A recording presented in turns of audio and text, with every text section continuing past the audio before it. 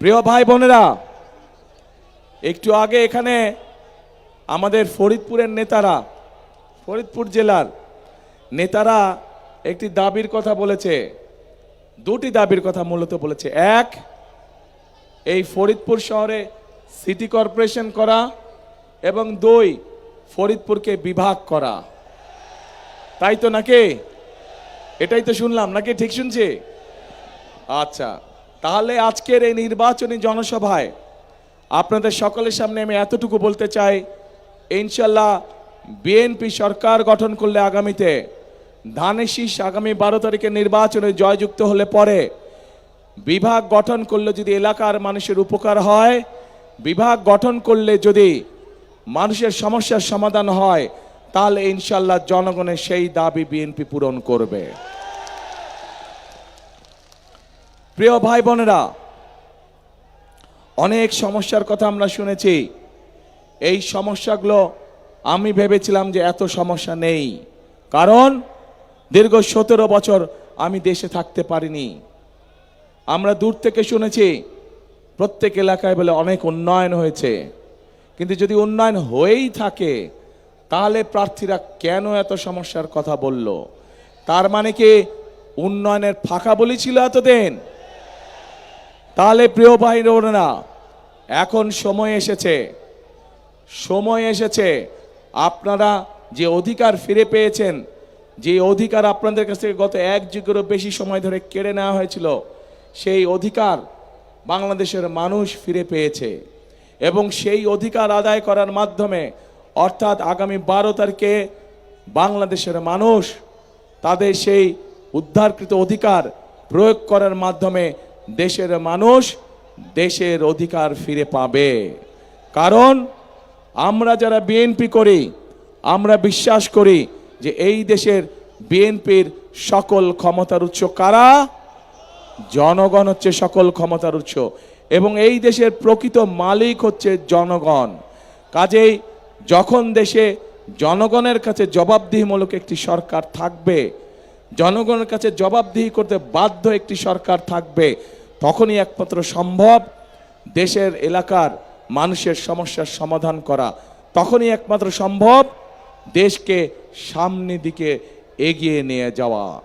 এবং সেই জন্যই প্রিয় ভাই বোনেরা, এলাকার সমস্যা যেমন আছে, একই সাথে আরো বহু কতগুলো সমস্যা আছে, এবং সেগুলো সম্পর্কে আমরা আমাদের দলের পক্ষ থেকে পরিকল্পনা গ্রহণ করেছি যে বিএনপিকে বাংলাদেশের মানুষ 12 তারিখে নির্বাচনে দেশ পরিচালনার সুযোগ দিলে বিএনপি কি কি পরিকল্পনা গ্রহণ করবে, যাতে করে এলাকার সমস্যার সমাধান হয়, যাতে করে দেশের মানুষের সমস্যার সমাধান হয়।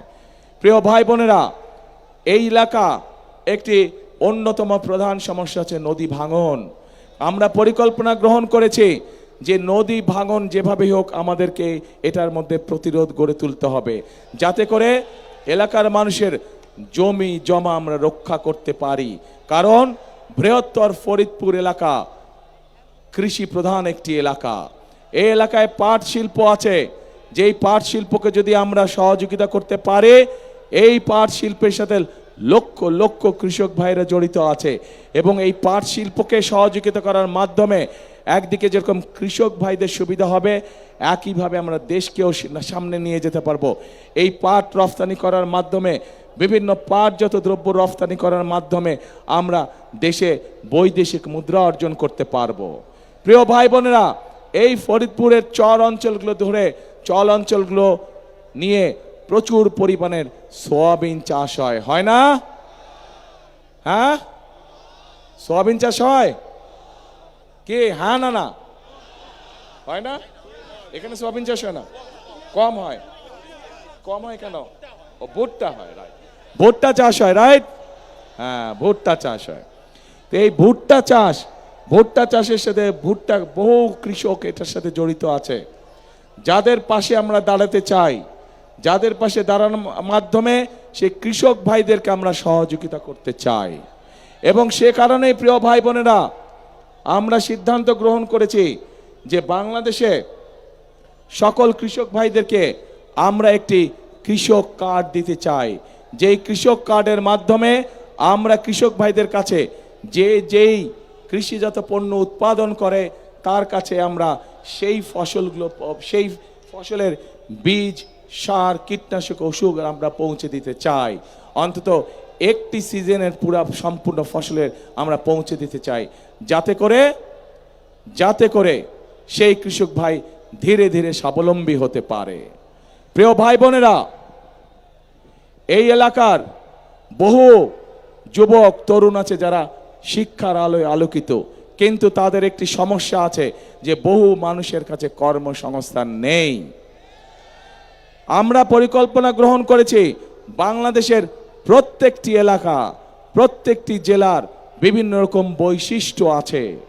সেই বৈশিষ্ট্যগুলো পর্যালোচনা করে সেই এলাকার উপযুক্ত কি কি কলকারখানা তৈরি করা যায়, যে সকল কলকারখানা তৈরি করলে পরে সেই এলাকার মানুষের কর্মসংস্থান হবে, এবং সেভাবেই আমরা গড়ে তুলতে চাই। কৃষি এবং শিল্প দুটোকে আমরা গড়ে তুলতে চাই, যাতে করে প্রত্যেকটি এলাকার মানুষের কর্মসংস্থানের সুযোগ হয়, যাতে করে সেই এলাকার মানুষ আত্মসম্মানের সঙ্গে বেঁচে থাকতে পারে। প্রিয় ভাই বোনেরা, আমাদের পরিকল্পনার একটি অন্যতম আরেকটি অংশ আছে, সেটি হচ্ছে বাংলাদেশের সমগ্র জনসংখ্যার অর্ধেক হচ্ছে নারী। এই নারীদেরকে শিক্ষার আলোয় আলোকিত করার জন্য, এই মা বোনদেরকে শিক্ষার আলোয় আলোকিত করার জন্য দেশনেত্রী খালেদা জিয়া যখন দেশ পরিচালনার দায়িত্বে ছিলেন, সেই সময় তিনি ক্লাস 1 থেকে ক্লাস 12 অর্থাৎ ইন্টারমিডিয়েট পর্যন্ত মেয়েদের শিক্ষা ব্যবস্থা ফ্রি করে দিয়েছিলেন। প্রিয় ভাই বোনেরা, আমরা যদি দেশকে সামনের দিকে গড়ে তুলতে চাই, আমরা যদি দেশকে সামনের দিকে নিয়ে যেতে চাই, তাহলে এই অর্ধেক জনগোষ্ঠীকে আমরা পেছনে রেখে আমরা কোনোভাবেই সামনে এগোতে পারবো না। কাজেই এই নারী গোষ্ঠীকে আমরা অর্থনৈতিকভাবে স্বাবলম্বী করে গড়ে তুলতে চাই, এবং সে কারণেই প্রত্যেকটি গৃহিণী কাছে আমরা, খেটে খাওয়া প্রত্যেকটি মানুষ, প্রত্যেকটি গৃহিণীর কাছে আমরা ফ্যামিলি কার্ড নামে একটি কার্ড পৌঁছে দিতে চাই, যার মাধ্যমে প্রতি মাসে তাদেরকে সরকারের পক্ষ থেকে একটি সহযোগিতা প্রদান করা হবে। এবং আমরা বিশ্বাস করে এটি যদি আমরা বেশ কয়েক বছর চালু রাখতে পারি ইনশাল্লাহ, তাহলে বাংলাদেশের গ্রামে গঞ্জে শহরে খেটে খাওয়া পরিবার যেগুলো আছে, সেই পরিবারগুলো ধীরে ধীরে অর্থনৈতিকভাবে স্বাবলম্বী হতে পারবে। এবং স্বাবলম্বী করতে পারলেই, পরিবারগুলোকে আমরা স্বাবলম্বী করতে পারলেই দেশ ধীরে ধীরে সামনের দিকে এগিয়ে যেতে সক্ষম হবে। প্রিয় ভাই বোনেরা, আমরা দেশের এই যে এখানে উল্লেখ করে গেছেন, আমাদের কয়েকজন প্রার্থী এখানে উল্লেখ করে গেছেন যে সেবা নিয়ে মানুষ অনেক কষ্টে আছে। প্রয়োজনের সময় ডাক্তার পাওয়া যায় না, প্রয়োজনের সময় মানুষ ওষুধ খুঁজে পায় না। সেজন্য আমরা সিদ্ধান্ত গ্রহণ করেছি যে বাংলাদেশে বিশেষ করে এই যেই হাসপাতালগুলো আছে, এগুলোকে তো আমরা মেরামত করব, এখানে ডাক্তারের ব্যবস্থা ইনশাল্লাহ আমরা করব, কিন্তু একই সাথে সমগ্র বাংলাদেশে আমরা হেলথ কেয়ারার নিযুক্ত করতে চাই, যেই হেলথ কেয়ারের কাজ হবে গ্রামে গ্রামে গিয়ে, ঘরে ঘরে গিয়ে নারী এবং শিশুদেরকে তারা চিকিৎসা সুবিধা দিবে।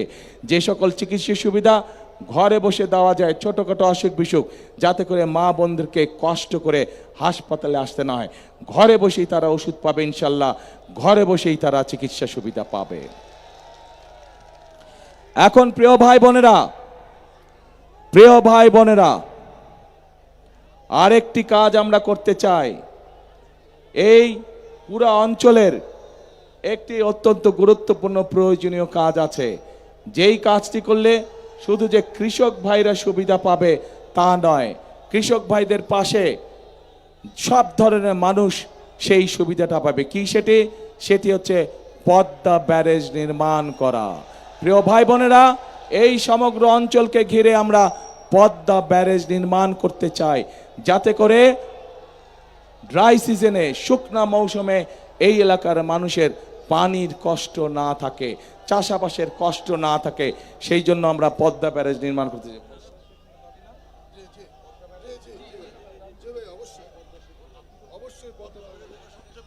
এই পদ্মা ব্যারেজ আমরা এই পদ্মা ব্যারেজ নির্মাণের কাজে আমরা হাত দিতে চাই। আপনারা কি আছেন এই পরিকল্পনার সাথে? কারা আছেন দেখি হাত তুলে। পদ্মা ব্যারেজ নির্মাণে কারা আছেন? হ্যাঁ, আপনাদের সমর্থন ছাড়া কিন্তু আমরা পারবো না। অর্থাৎ জনগণের সমর্থন ছাড়া সম্ভব নয় কোনো বড় কাজ করা। জনগণের যদি সমর্থন থাকে, ইনশাল্লাহ বিএনপি যে কোনো বড় কাজ করতে সক্ষম হবে।